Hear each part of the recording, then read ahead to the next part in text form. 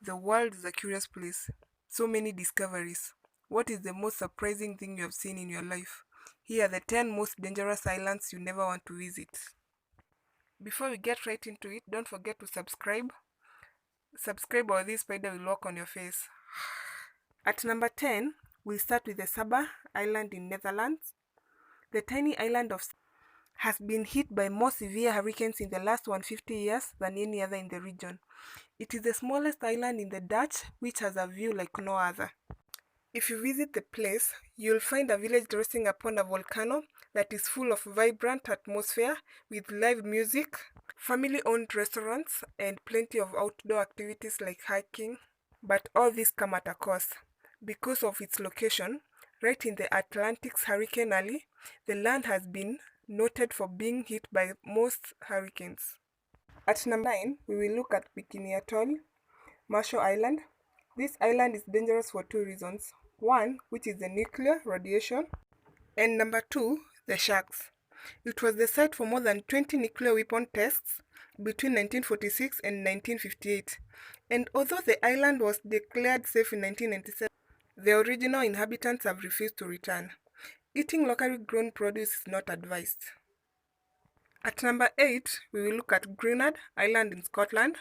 This small island was used by the British government for biological welfare testing during the Second World War.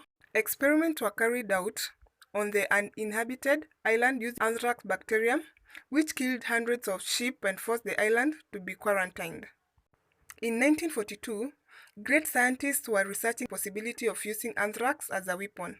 In the process, they transported sheep to the island. The sheep were bombed with anthrax, and as expected, they all died within 2 weeks of exposure. It is not until after that the scientists realized that they couldn't remove the anthrax from the soil. Thus, they put a 50-year-old ban on the island. At number 7, we're going to look at Farallon Island. This island is also called the Island of the Dead. Between 1946 and 1970, the sea around Farallon Island off the coast of San Francisco was used as a dumping site for radioactive waste. It is also believed that attempting to remove the waste will cause more damage than leaving them untouched. However, over the decades, the ecosystem of the island slowly began to recover.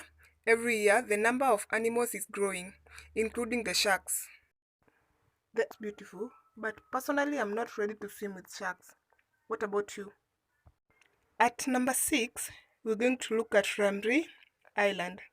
This island is famous for an incident that occurred during the Second World War in 1945, following the fighting that occurred between the British and the Japanese troops. Imagine a situation where you are between a hard place and a rock, where you have to choose one way to die, either by being eaten by crocodiles or by being shot. Which one would you pick? Around 400 Japanese soldiers were forced to flee into the marshes that surround the island. This surrounding apparently had a sizable population of saltwater crocodiles. This is the greatest suffering of humans by animals. Those who survived told horror stories about what happened. The night was filled with screams and gunshots and sound of animal attacks. That must have been quite a massacre. At number 5, we're going to look at Reunion Island in India. Reunion Island is one of the most beautiful islands located in the Indian Ocean. However, its shores are filled with sharks that live in large numbers. Therefore, you are only allowed to visit and see the landscape, but swimming is not allowed. The sharks have attacked 20 people since 2011 and killed 4 in 2013. The island is mushroom-shaped, meaning you don't have to go very far in search of dust. You can see the sharks from the beach. Imagine how amazing that can be. Generally, the island itself is safe. It's only the water around it that is not safe. Food for thought. At number 4, we're going to look at North Sentinel Island. This is a small landmass located at the Bay of India. Its indigenous population, known as the Sentinelese, rejects any contact with the outside world and remains one of the most few people that remain untouched by civilization, so much that they keep the outsiders away from the island by shooting arrows in them. Just to assess how antisocial these people are, Researchers were assessing the damage after the 2004 Indian Ocean tsunami. Even the helicopters were attacked by the Sentinelese for approaching the island. It's a tribe that you don't want to visit. The island itself is beautiful. It's only the people that do not want to visit us. So think well before visiting the island.